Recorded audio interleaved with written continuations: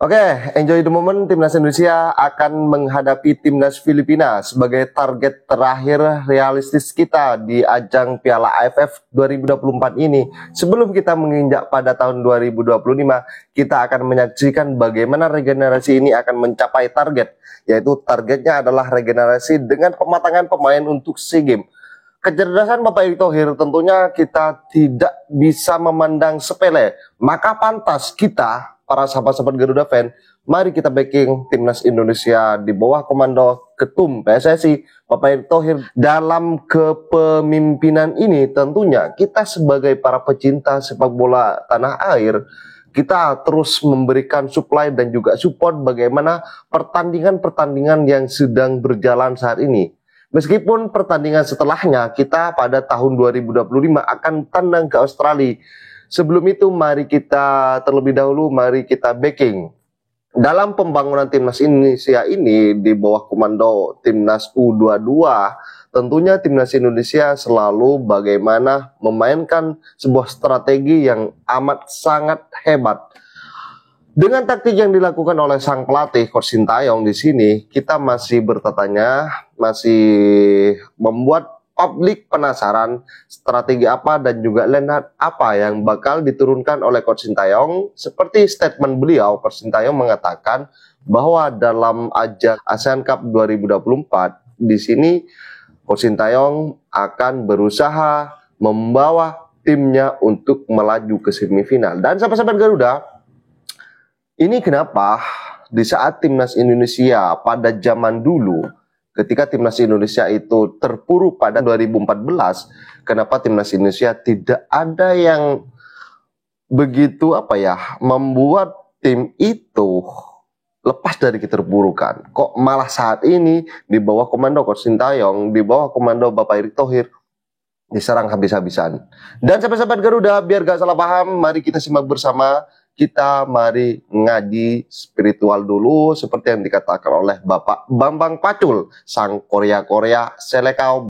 Rekan-rekan sekalian, Bapak Ibu yang kami sayangi, anak-anak, saya minta maaf ya. Ketika dulu saya miskin, saya punya mimpi. Gak ada yang bantu. Gak ada satupun yang bantu. Kita merengkak sedikit. Susah hidup. Gitu. True story. Jadi, ketika saya punya kesempatan, kami dan kawan-kawan punya kesempatan, saya ingin bagi mereka-mereka tidak punya kesempatan bisa bermimpi, bukan bermimpi setelah tidur, tapi bermimpi dalam cita-cita. Berani bercita-cita. Tidak mengais-ngais sendirian. Tapi kalian punya kawan. Saya tahu pasti mereka-mereka yang miskin itu akan mengais-ngais sendirian. Gak punya teman. Dan dilecehkan. Itu yang gak boleh. Kita harus bersama-sama meraih mimpi. Oke? Saya gak akan ngomong banyak. Tagline kita adalah kalian melentiklah. Kami siapkan tempatnya. Kami tidak pernah mengurus pemasukan kalian nanti. Kalau anak putra kalian terpilih menjadi salah satu pemain prof di sana, ada gaji kita ikut campur. Kalian sendiri yang bicara. Ya. Jadi kita hanya itu saja. Selebihnya nggak ada masalah apa-apa. Oke? Jadi kita, apa Pak Pacul dan kawan-kawan harapannya apa?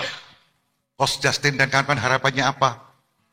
Budi Ari, Mas Adam, Mas Budi Ari harapannya apa?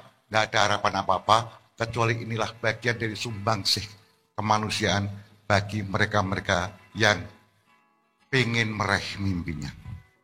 Oke? Saya nggak akan ngomong banyak ya. Dan saya memang minta maaf karena kadang-kadang saya menjadi melo kalau cerita masa lalu. Gitu loh. Benar itu. Ya.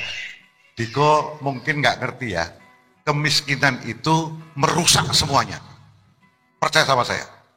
Mereka-mereka yang kena kemiskinan, karena hantam kemiskinan itu merusak segalanya. Jadi kemiskinan itu hanya enak diceritakan, dijalani ampun, sakitnya ampun-ampun. Oke? Clear? Jelas? Adik-adik, berjuanglah kau. Pupung masih muda, jangan sia-siakan waktumu. Saya tidak mengerti sepak bola yang merequest Justin. Pak Pacul, apakah tim ini ada yang titipan saya? Nggak ada satupun.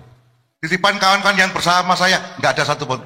Semua diserahkan kepada ahlinya, Coach Justin dan Abel Xavier. Kita punya Rafael Strike, tapi 3 gol Indonesia, 4 gol Indonesia semua dari set piece. Gimana Bang Nete, Bang? Nah ini juga memang itu jadi kelemahan kita juga ya, yang harus diperbaiki oleh pelatih. Mudah-mudahan ke depan sih ini ya lebih baik lagi. Walaupun kembali lagi kita sih punya pemain-pemain striker yang bisa melapis strike, cuman mungkin nggak dipanggil sama STY gitu. Tapi nggak apa-apa, semua kan terserah pelatih ya. Itu terserah pelatih. Tapi bagus ini bagi kita untuk di Asia Tenggara kan bisa kelihatan bahwa kita punya pemain-pemain yang bisa mengimbangi pemain-pemain timnas senior mereka. Oke, sahabat-sahabat Garuda fan, seperti yang dikatakan oleh beliau, Bapak Bambang Pacul dalam koordinasinya, dalam pidatonya, narasinya mengatakan bahwa spiritual itu adalah bagaimana dahulu kala sosok Bambang Pacul ketika tidak punya seorang yang amat sangat di bawah standar, bahwa Bapak Bambang Pacul ini tidak ada yang melihat.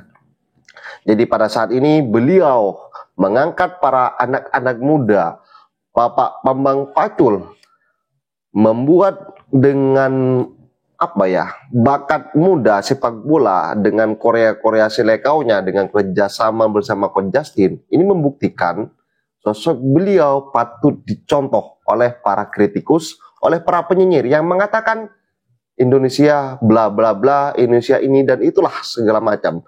Jadi mari kita respect.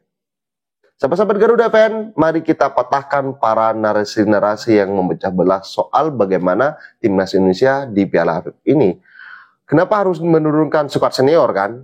Toh pada akhirnya kita tahu bagaimana cedera yang dialami Evan Dimas, bahwa kejadian itu sangat mengerikan dan itu sudah dikatakan oleh Bapak Erick Thohir. Oke sahabat-sahabat Garuda, biar kita nggak salah paham ya bagaimana persoalan timnas Indonesia realistis kita menghadapi Filipina ini, karena timnas Indonesia punya target terakhir untuk menghadapi Filipina ini di AFF di Solo. Sahabat-sahabat Garuda, mari kita simak bersama tanggapan kalian, silakan ditulis di kolom komentar. Kita lebih bertahan dan lain-lain. Apa yang harus kita pertahankan dari pertandingan hari ini untuk nanti next lawan Filipina?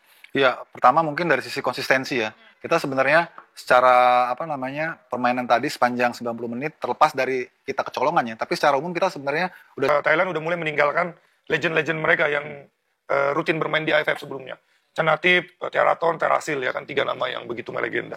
Sekarang mereka datang dengan generasi baru tapi tetap menyeramkan mainnya dengan mengalahkan Timor Leste dengan skor 10-0. Jadi ketika berhadapan lawan tim yang menyerang seperti ini, mungkin aspek yang perlu dibenahi adalah sisi pertahanan. Dan Indonesia berhasil melakukan itu pada hari ini. Setidaknya sampai gol itu terjadi. Rapat, mainnya 5-3-2. Kemungkinan besar, feeling saya formasi ini akan terus dipakai sampai ke fase knockout. Nah, di luar formasi gitu, kita bicara line up ya. Maksudnya ini kan juga kembali lagi harus kita catat bahwa semua pemain sudah hampir dimainkan kecuali satu, tinggal penjaga gawang tersisa ya, Elangga. Dan berarti ini kan hampir semua pemain sudah dicoba Sintayong gitu, dari Myanmar, Laos, dan ini sekarang Vietnam. Apakah ini menjadi komposisi yang paling tepat untuk skema yang diinginkan oleh Sintayong? Kalau gue lihat dari setiap game ini sampai 3 game ini, ST selalu membuat pendekatan taktikal ataupun komposisi yang berbeda-beda. Tergantung lawannya gitu. Belum tentu juga kita kalau lawan Laos main pakai pola yang ini, belum tentu kan. Dan terbukti kemarin kita kan mainnya nggak gitu, mainnya 3-4-3 bahkan 3-5-2. Kalau tadi kan boleh dibilang 5-4-1 mungkin kan. Jadi tergantung lawan yang dihadapin. Cuman yang memang yang bentuknya kelihatan lebih nyaman, lebih safe, ya ini yang komposisi di pertandingan ketiga ini kayaknya lebih safe ya. Terlepas dari gol yang tercipta, tapi secara umum ini kita bisa konsisten, bisa solid ya dengan menjaga kedalaman begitu prima. Tinggal nanti mungkin yang sedikit ditingkatkan saat attackingnya, saat transisi menyerangnya, mungkin itu yang lebih ditingkatkan. Kalau dari spirit dan cara bertahan kita udah pakai ini udah bagus. Dan yang menurut gue perlu kita berikan credit point juga pemain-pemain baru ya, seperti Ahmad Maulana ya, terus Michael Tata, Victor Detan gitu ya, ternyata bagus gitu ya, dikasih kesempatan main, mereka bagus. Nggak ada, gue nggak lihat mereka gugup loh, mereka langsung ngeblend, lepas gitu ya. Itu hal-hal positif yang menurut gue juga perlu kita kedepankan gitu.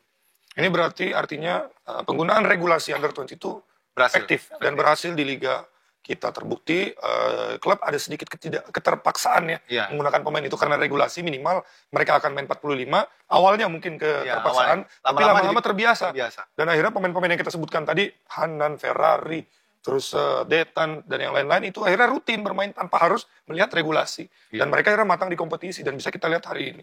Mereka memainkan sepak bola yang tidak kurang kepercayaan diri dibanding berhadapan melawan Vietnam yang senior. Iya, betul. Jangan Kelihatan lupa banget. Vietnam senior tadi 50 caps. Gue yakin sih bro ya, ini Vietnam walaupun menang 1-0 nggak happy mereka, nggak happy karena mereka merasakan sulitnya gitu Iya. untuk menembus pertahanan kita gitu. Itu kan sisi positif yang kita juga harus petik ya, bahwa ternyata sebelum laga ini kita didengung-dengungkan bakal jadi bulan-bulanan lawan ya dengan situasi mental kita yang sedang drop ya, apalagi pas kita lihat pas mau laga, pergantiannya coba-coba lagi nih gitu. Ternyata enggak tuh, mereka bisa. Dengan kata lain sebenarnya memang pemain-pemain U22 kita ini udah siap sebenarnya, udah siap untuk menggantikan ataupun siap bertanding di level senior gitu ya. Itu Langsung sih melotot pas menggantikan. Bang Bes langsung melotot gitu. sudah siap main di level senior. Oke, next kita akan lawan Filipina. Nah, mungkin kalau kita ngobrolin soal Filipina gitu ya, kita kan harus menang. Berarti Iya, kalau iya. lawan Filipina, nanti akan di home. Ada waktu istirahat panjang kurang lebih 1 minggu. Iya. Ya gitu. Itu gimana nanti? Nah, itu strateginya gue pikir bukan pakai yang pakem ini sih menurut gue sih. Atau pakem ini tapi dimodifikasi gitu dengan sisi penyerangan yang lebih agresif mungkin ya. Soalnya kita berbeda pendekatannya, kita harus lebih inisiatif dulu untuk ngambil gol kan, namanya kita butuh kemenangan. Masa kita mainnya defense kayak gini, nggak mungkin kan. Tinggal nanti kita lihat nih STY pakai komposisi apa nih untuk tengah ke depannya, tengah yang bisa memantik attacking gitu ya, karena Mas Rino kan balik lagi, main lagi kan Mas Rino kan, artinya kita ada sedikit ini nih nyaman nih, berarti kita udah punya pengatur serangan nih. Oke. Tinggal depan nih, gue lihat dari 3 laga ini Hoki sama Rafael nih belum dapet ya, ininya chemistry-nya gitu, padu padannya belum ketemu. Nah mungkin yang nanti lawan Laos itu yang perlu dipikirkan sebelum. Nah, menarik Bung Ike Lawan masuk Filipina ya. lawan Filipina. Menariknya adalah mungkin kita ngeliat kiprah Asnawi dan Arhan nih. Mungkin bisa bilang kan 2 pemain yang udah kenyang pengalaman Iya, senior iya. gitu ya. Sejauh ini seperti apa sampai match tadi lawan Vietnam? Kalau dibikin skala 1 sampai 10 ya 6 lah menurut gue. Belum maksimum banget ya. Mungkin dia terkendala karena persoalan chemistry sama anak-anak yang baru debut ya. Dia juga mungkin harus lebih mengenal lagi. Terus irama mainnya kan juga beda ya. Jadi dia harus menyesuaikan, quote on quote dia harus gendong, dia harus sedikit berkorban lah ya. Begitu juga Arhan juga di sini nggak kelihatan di senior malah ya. Jadi kayak rata gitu, Iya. nggak terlalu menonjol juga gitu ya. Mungkin gitu sih. Kalau strike gimana sama Bang Bes juga? Arhan, Asnawi, hari Kalau ini Rafael Strike mungkin kurangnya persiapan. Karena dia salah satu pemain yang paling terakhir. Setelah datang. bergabung ya. datangnya ya. Terus bergabung di sana kan di Myanmar. Udah langsung juga kita menuntut dia untuk langsung turn in, itu tentu sulit.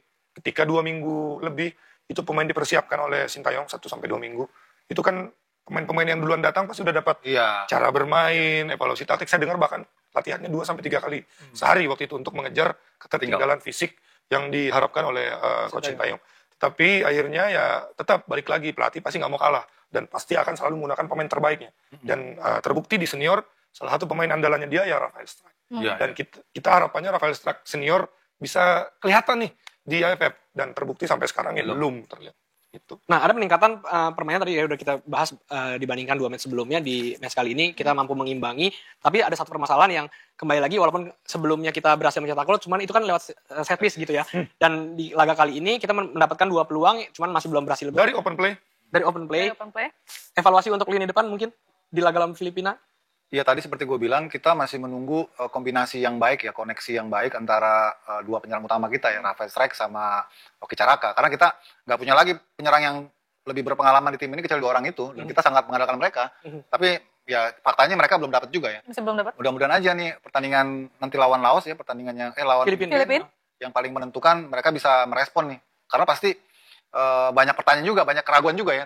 Mereka ternyata levelnya masih ASEAN gitu kan. Padahal mereka udah punya caps cukup banyak juga ya. Hoki kalau nggak salah sebelum masuk ke turnamen ini dia caps senior itu 7, 2 gol. Rafael udah 20-an malah kan. Iya. Jadi sebenarnya wajar kalau kita sangat bergantung sama 2 pemain ini kalau kita bicara tentang sisi penyerangan. Cuma ya tadi juga harus kita sadari supporting dan juga supply dari lini tengah juga ya penting juga. Kita nggak bisa juga cuma ngandelin mereka di depan toh tanpa dukungan yang konstruktif dari lini tengahnya. Karena lini tengah kita sendiri aja sejauh ini kita lihat dari 3 laga komposisinya kan berubah-berubah mulu kan. Nggak ada yang firm. Apalagi sekarang ataupun hari ini tanpa Marcelino gitu ya. Dengan Marcelino udah 2 laga pertama aja nggak nyetel-nyetel juga gitu kan. Ya emang lebih kepada faktor kebersamaan yang kurang sih menurut gue ya. Mungkin butuh Sintayong di ujung tanduk atau timnas juga dalam posisi yang kritis, ya Sintayong di ujung tanduk, lu tuh di ujung tumpeng, kayak telur ditusuk. Besok apa gaya mainnya taktikalnya? Parkir bus. Parkir bis. Kalau kemarin parkir bis aja bisa menang 2-0, gimana kalau Sintayong terapin strategi menyerang? Bisa-bisa 17-0 tuh kita cetak gol. Lagian menurut saya mendingan parkir bis sih daripada parkir pemikiran ya. Ya namanya parkir kan kendaraan di situ-situ aja tuh, nggak berubah. Nah kalau parkir pemikiran, itu pemikirannya juga di situ-situ aja. Benci terus. Tugas. Jadi kalau Sintayong punya malu, mundur saya bilang. Kalau Sintayong punya malu, mending mundur. Nah situ kalau punya malu, mending diem. Mungkin Bung Toel ini belum tahu kalau bisa live TikTok, bisa main PK-PK di TikTok. Jadi nanti bisa minta tap-tap layar dari teman-teman penonton. Nah di situ bisa disawer juga tuh Bung Toel. Jadi nggak rusuh terus. Ada kegiatan live di rumah, bisa datengin cuan di rumah. Oke, sahabat-sahabat Garuda Fan, saya rasa cukup statement barusan. Jadi bagaimana tanggapan kalian? Silahkan ditulis di kolom komentar. Dan jangan lupa like dan subscribe channel ini agar kalian tidak ketinggalan informasi penting khususnya Timnas Indonesia. Bersama Bapak Erick Thohir, Timnas Garuda Jaya. Bersama saya, salam olahraga.